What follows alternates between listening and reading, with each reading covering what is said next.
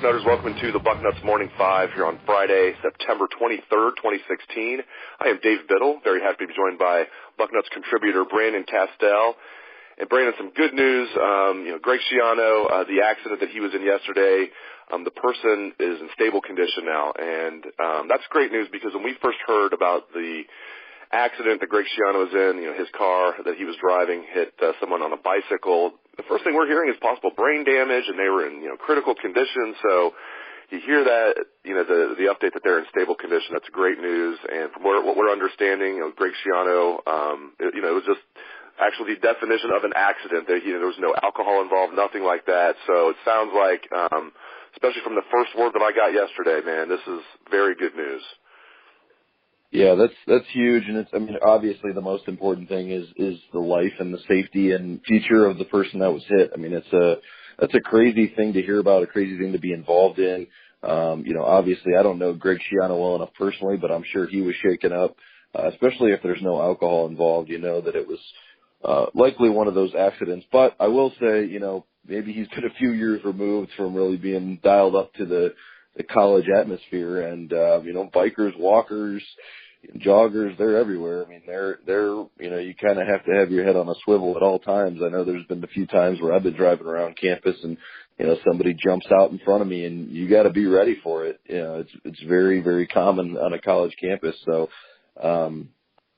sucks to have to learn kind of the hard way, I guess, but at least it wasn't the ultimate kind of hard way. So hopefully the kid's okay. Hopefully it really was everything that it seems to have been and truly an accident, but something that hopefully he kind of takes to heart and keeps an eye on as he's navigating around campus. Yeah, very well said. If you're ever driving around a college campus, it's crazy just how many people are on bikes and how many people are just walking. It's just I don't think he probably dealt with that too much when he was in Tampa Bay for 2 years coaching an NFL team. Of course, he had 11 years at Rutgers and had been a college assistant before that, but still, he had been away from it for a while. But just great news. I feel, the young person that was involved in this, to hear that they have gone from what we were hearing possible critical condition to stable condition, that's just fantastic news. So we wish them well. And as you mentioned, I'm sure, mentally, Coach Schiano was a little shaken up by this, so hopefully he's doing okay now as well. Okay, moving on. I think this is the crux of the show today. Let's talk about players that we think are going to leave early for the NFL for Ohio State after this season. It won't be 9 like it was last year, hopefully. Let's go offense and then defense. I'll let you start. Just who from the offense do you think will go pro after this season, who still has eligibility remaining? Yeah, great question. Some of it depends on how the season plays out. If this team rolls like the team 2 years ago, and we got a long way to go, but if this team were to go out and roll and just, go out and beat Wisconsin and go out and beat Michigan State and beat Michigan and become part of the college football playoff, and maybe they don't win it all, maybe they do, but let's say they roll to that level, I think that's going to open the door for a lot more guys like a Curtis Samuel and some of the other, playmakers that might be eligible to go, who maybe, right now we're sitting back going, you know what, it wouldn't make a lot of sense for that person to go early. Like, there's no way the NFL would think they were ready, similar to maybe with the way we felt about Jalen Marshall a year ago. So, I reserve right to change my picks, kind of as the year goes on. I think that the one guy that I would assume is kind of on that list is Billy Price. Being a junior, I think he's a guy that it would make a lot of sense, especially if his buddies are pretty much all gone from the program, and his mate there in Pat Elflein is going to be moving on to the next level as well. So to me, that's a no-brainer. Depending on how the rest of the season goes and where he kind of fits into the NFL's mind, I think JT Barrett's another guy. Obviously, that he's got to make a decision. Does he want to come back and be one of the all-time, Ohio State great quarterbacks and put up numbers that no one's really hit before, or at least, in that conversation with guys like Troy Smith and, Terrell Pryor in terms of the numbers that he put up for the 3 years that he was a starter? Or is he ready to move on? Is he getting enough look from the NFL that he's ready to go and be a guy who can make that jump and potentially be kind of a Russell Wilson in the next level and see if he could be, second, third round type quarterback. So kind of depends on how the season plays out. I personally think that, that he will have that opportunity at the end of the year. I just don't know what JT Barrett may want from that situation. So you think Price is definitely gone, and then those other guys that you're kind of on the fence. Well, what about Curtis Samuel? Do you think? I mean, I know you mentioned him. Well, do you think, get a guess right now? Do you think he's gonna go or not? It's so hard to say after 3 games. I would generally think no, because we've got so much football left to be played that I want to see what he does over the next 10 games. I have no idea what this kid can put together over the long haul. Obviously explosive. Obviously, this is a kid who's a serious weapon.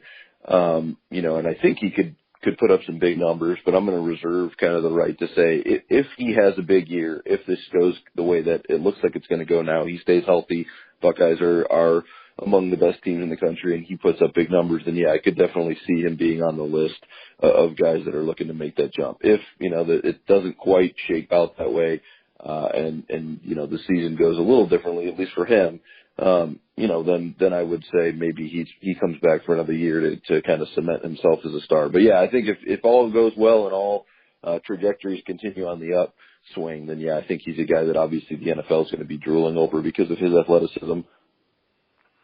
Yeah, I have him in my lock to go category right now. I think Curtis Samuel, in my opinion, is a lock to go. I just think it's a relatively small sample size when we talk about 3 games, but it is 1/4 of the regular season. So he is just so explosive and runs so much bigger than his size. And I just think I'll be shocked if he comes back for his senior year, unless there's an injury or something like that.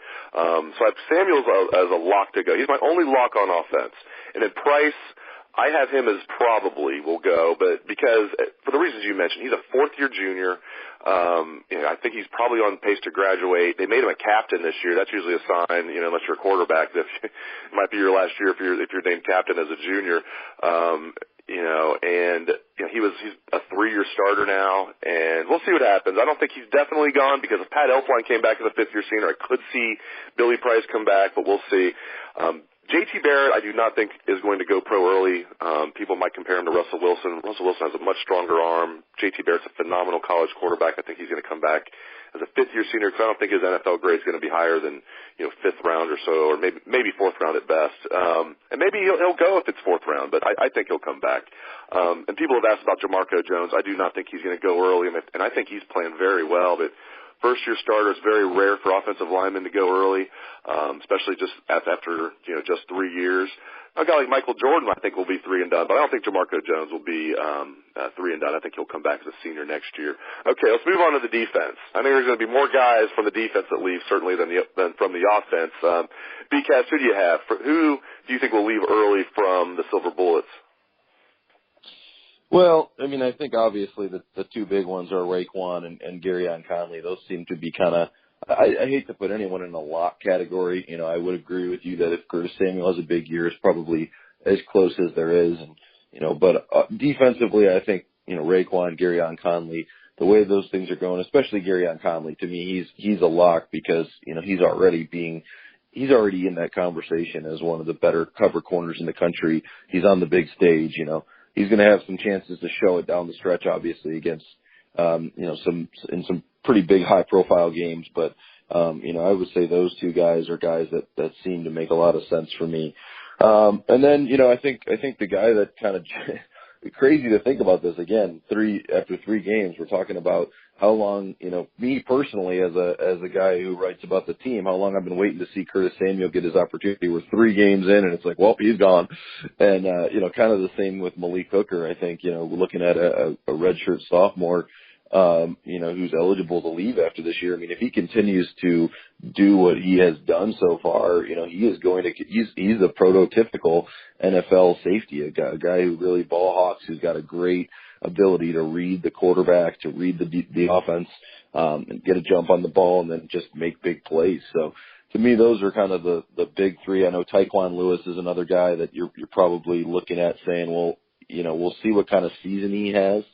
I think there was a lot of talk, obviously, going into the season about Tyquan Lewis, maybe before, we got to see everything, was a kid that, I think there were some initial mock drafts that had him as a 1st rounder last year in the spring after after the actual 2016 draft, they started putting out the new mocks, and some people had Tyquan Lewis as a first-round pick. I think that was because he was kind of the one real established, known name, coming back on this defense other than Raekwon McMillan. So I think there's a good chance he could be in the mix, but he's got to put up some numbers. He's got to go out and actually have the kind of season that would warrant something like that. Otherwise, I don't see that happening. I'm not as convinced about any of the other guys. I know that there's some other guys who could be in the mix, to make that jump. I mean, I think obviously people are looking at, Marshawn Lattimore as a guy, and I think there's a lot of guys that people could look at, but I'm not as convinced about the rest of those guys. What do you think? I'm with you on Lattimore. I do not think he's going to leave after this year. It's possible because he's a third-year sophomore, of course, and he is having a breakout year. But I think he'll come back as a fourth-year junior, and then that'll be his last year. And I agree completely. I think Garyon Conley is an absolute lock. There's just no doubt about that. Fourth-year junior, he is a lock to leave, and rightfully so. He'll be a first-round pick, in my opinion. Raekwon McMillan, absolute lock to leave. He's being projected as a first-round pick, maybe late first round. And with linebackers, maybe he'll even slide to the second round, but that's still good money, second round. So I think Raekwon McMillan, you factor in that he was a Bucknuts finalist as a sophomore, and this year, again, he's going to get all kinds of accolades. I think he's going to leave. And I think Tyquan Lewis, maybe isn't a lock, but in my opinion, he's at least close to a lock to leave, fourth-year junior. I just get the feeling this is his last year, as you mentioned. Just reading what he read coming into the season, he's probably already made up his mind, I'm going to leave after this year. It probably doesn't matter at this point. I think he's given everything he has to the team, but I do think Tyquan Lewis will leave. I think Mike Hill will leave, another fourth-year junior. I don't see him coming back as a fifth-year senior. He's playing well.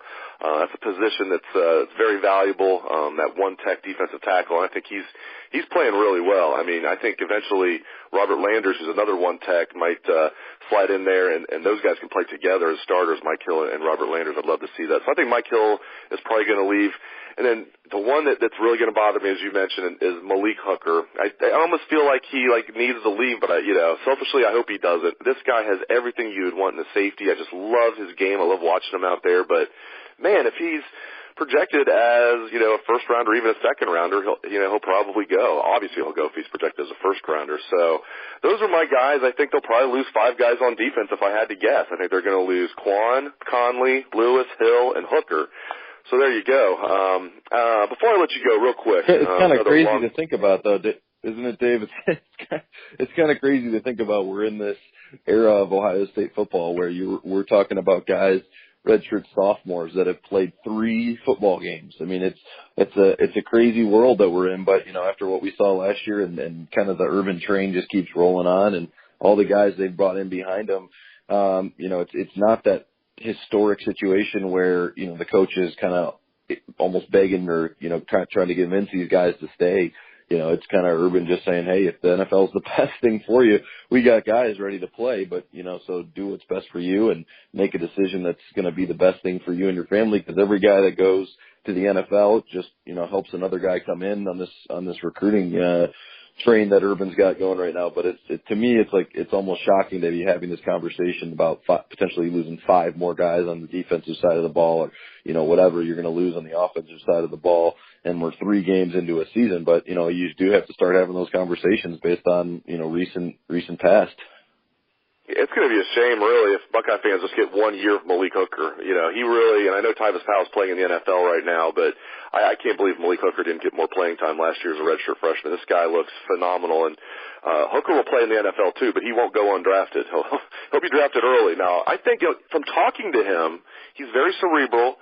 He is a good guy. I get the impression that, he actually enjoys being in school, and this is new for him. So there is a chance, even if he goes on to be first team All Big Ten, I think there's a chance from the vibe I get from talking to him, there's a chance Malik Hooker will come back, even if he finishes the season strong like he started it. But man, if I had to guess, I think he's going to go, which is kind of a shame, but we'll see what happens. Hey, before I let you go, coming into the season, I predicted Ohio State would go 12-1. They would make the college football playoff.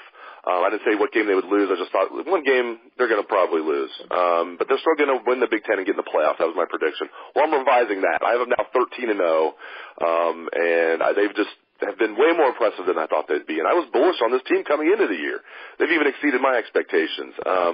They still could lose a game or maybe more, but I am predicting a 13-0 going into the playoffs. We'll see from there. What was your prediction entering the season, and what is your prediction now, sir? Great question. And, again, I think it's crazy that we're thinking about another 13-0 football team, potentially at Ohio State, because we've gone through this the last couple of years. We thought, this team was supposed to be the team that had a lot of youth, a lot of inexperience. We didn't know what they'd be at wide receiver. We didn't know what they'd be on the offensive line. We didn't know what they'd be on a lot of the defense and those outside linebacker spots. So tons of questions coming into the season. I had them at 12-1 because I tended to buy into Urban Meyer, buy into the idea that this team could be really good, especially with a veteran quarterback coming back in JT Barrett. I had, no question that they were going to find a way to reload on defense. My biggest thing was could they find a way to get the playmakers? You're losing a guy like Zeke Elliott who really, will be one of the all-time backs at Ohio State. When people go back, assuming the next 10 guys aren't on that level, when people go back, and look at Ohio State history, Ezekiel Elliott's name's going to be on that list with, the Archie Griffins and the Eddie Georges of history because of what he did for the last 2 years. So to me, to lose guys like that, Michael Thomas and, all the guys they lost, I thought, man, there's no way this team could be in that conversation, but, here they are. So I had them at 12-1. And to be honest, I'm sticking with my 12-1 prediction. I didn't assume that necessarily that loss was going to be at Oklahoma. Obviously, that was going to be a huge, tough situation for them. But I don't know how good Oklahoma is. I mean, they look good at times. Obviously, they were pretty good most of last year. And they'll probably go on to play really well the rest of the year. But to me, I look down the Ohio State schedule. I see that on the 15th of October, they're going to Camp Randall. I know that we saw Wisconsin struggle last week, in a game they never should have struggled. But I know Camp Randall's a tough place to play. I've been there. I've seen the teams go up there and struggle. Then they've got to go to Beaver Stadium at Penn State the following week, another night game. Another tough place to play. Again, Penn State doesn't look anything close to the Penn State teams that challenged them in the mid-2000s, but, back-to-back tough places to play. They get Nebraska at home under the lights, and then they close out the season at Michigan State and against a really good, what appears to be a really good Michigan team. To me, if they can run that gauntlet, I mean, wow, they're, again, none of those teams, not like they're going up against, a 2010 SEC lineup here, but, it's a pretty stout schedule for them. And I think they're going to drop one somewhere along the way. And maybe they won't. Maybe they'll be everything we've seen and more. But I'm sticking 12-1. I just think they're somewhere along that path. Someone's going to get them. Great insights, as always, from Brandon Castel. Really appreciate it, Brandon. And thanks to the listeners out there for tuning into the show. Hope everyone has a great weekend. Enjoy the bye weekend. No Ohio State football, of course, but plenty of good college football on. And we'll be back with you on Monday. Thanks again to BCast, and thanks to the listeners. Let's hear some Buckeye swag, best damn band in the land.